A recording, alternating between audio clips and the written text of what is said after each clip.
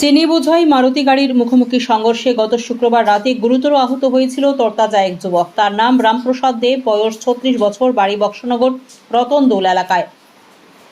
সে পেশায় একজন মোবাইল দোকান ব্যবসায়ী। ঘটনার বিবরণী জানা যায়, বক্সনগর মোটর স্ট্যান্ড সংলগ্ন বক্সনগর বাজার রোডস্থিত প্রদীপ সাহার দোকানের সামনে হালকা বাতাসে আম কুড়াতে গিয়েছিলেন রামপ্রসাদ।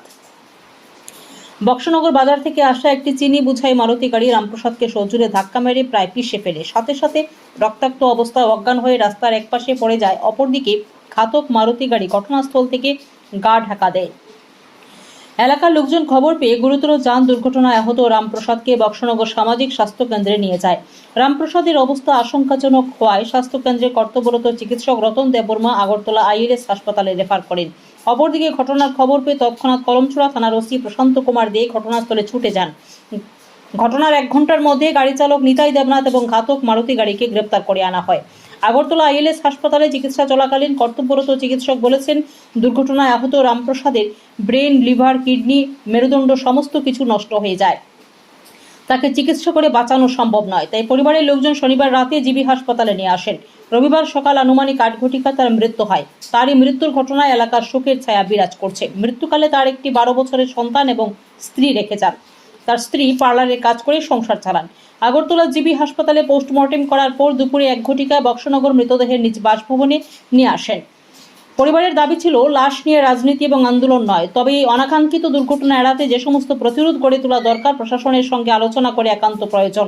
কারণ আগামী দিনে যেন বেপরোয়াভাবে যান চলাচল না করতে পারে। পরিবারের দাবি না মেনে মৃত লাশকে নিয়ে এলাকার কিছু স্বার্থান্বেষী মানুষ 4 ঘন্টা বিভিন্ন স্লোগান এবং রাস্তায় টায়ার পুড়িয়ে আন্দোলন করেন।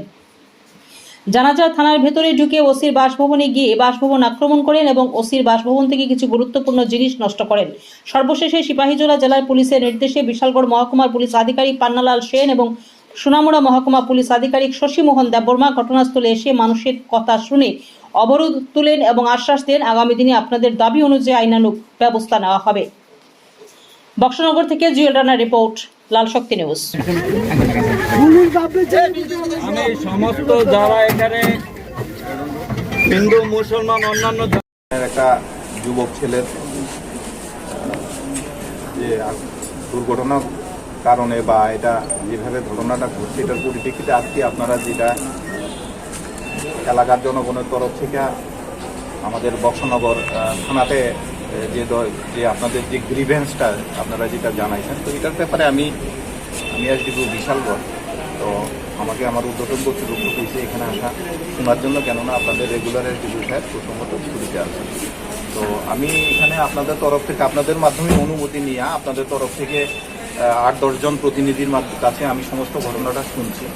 তো শোনার পরে আমি প্রশাসনের ঊর্ধ্বতন কর্তৃপক্ষের কাছে যেটা জানাবো এবং যেটা এনশিওর করবো সেটা হয়েছে যে ধরনের আপনার এখানে ম্যাক্সিমাম